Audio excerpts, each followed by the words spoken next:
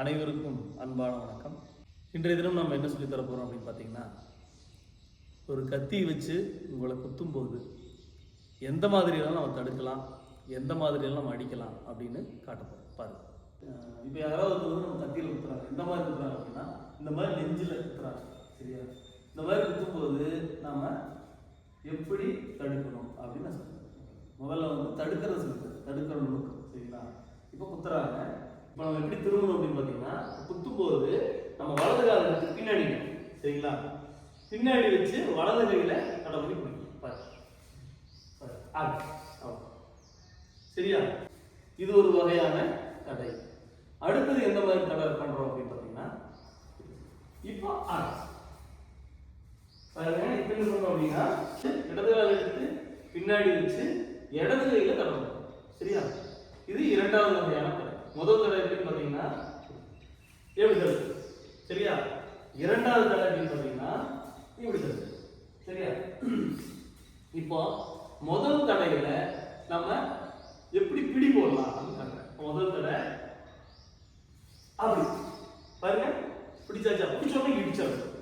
இது ஒரே இடி, இங்க முகத்துல ஒரு இடி இடிச்சிட்டீங்கன்னா அவங்க என்ன செய்வாங்க, கலப்பு பண்ணிடலாம்.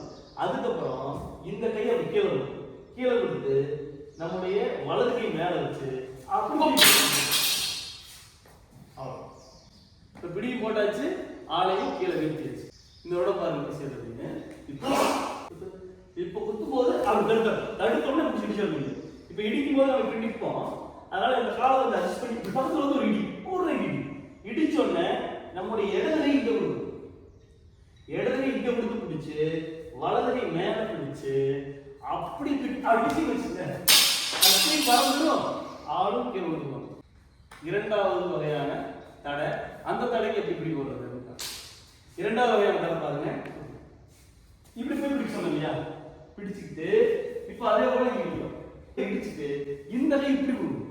பாருங்க, இப்படி கொடுக்கும், கொடுத்துட்டு இந்த கை மேல கொடுத்து அப்படி கூட கட்டி பார்த்ததும் ஆளுதான் கேட்கணும். இப்போ உங்களால் எதுவும் பண்ண முடியாது. இப்போ அதே மாதிரி இரண்டாவது தடை எப்படின்னு பார்த்தீங்கன்னா, அப்படி ஒதுங்கி பிடிச்சிக்கங்க. பிடிச்ச உடனே ஒரு இடி, நல்லா இடிச்சு ஒரு இடி முகத்துல நல்ல ஒரு இடி இடிச்சுன்னா நிலம் உடஞ்சிருவாங்க. அதுக்கப்புறம் இந்த கையை கீழே வைக்கணும், இந்த கையை இப்படி வைக்கணும், வச்சுட்டு கை கட்டி பிடிச்சி பாருங்க, தூக்கி அப்படி கட்டி நின்று பார்த்தீங்களா. அதுக்கப்புறம் இவங்க அப்படி பண்ணுறது. இப்போ நகரவே முடியாது, எதுவுமே பண்ண முடியாது. இது போல நிறைய ஏகப்பட்ட நுணுக்கங்கள் இருக்குது. இந்த நுணுக்கங்களை நீங்கள் கற்றுக்கணும் அப்படின்னா கண்டிப்பாக ஒரு முறையாக ஒரு குருவிட்டு சென்று தான் நீங்கள் கற்றுக்கணும். சரிங்களா?